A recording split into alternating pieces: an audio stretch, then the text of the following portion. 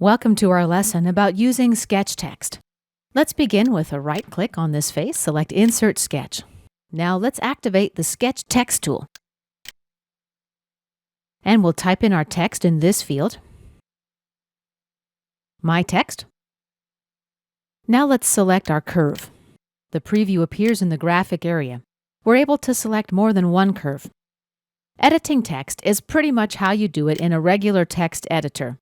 You select the text, and then you apply the style, for example, bold, italic. Below is justification, aligned left or right, center, and full. On the bottom line, we can flip the text direction.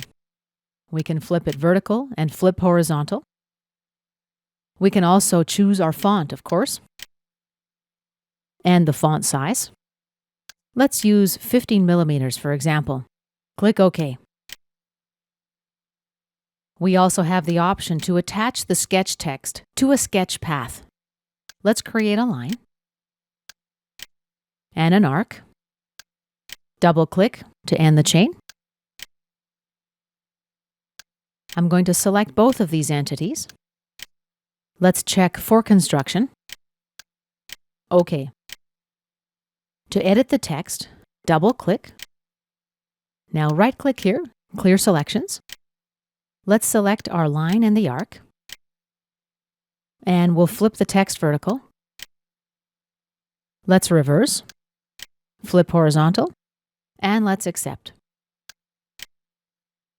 If you want to edit the sketch text as regular text, just right-click and select Dissolve Sketch Text.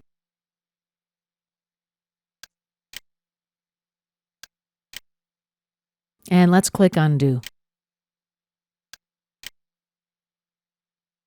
Let's exit the sketch. This concludes our lesson about using sketch text.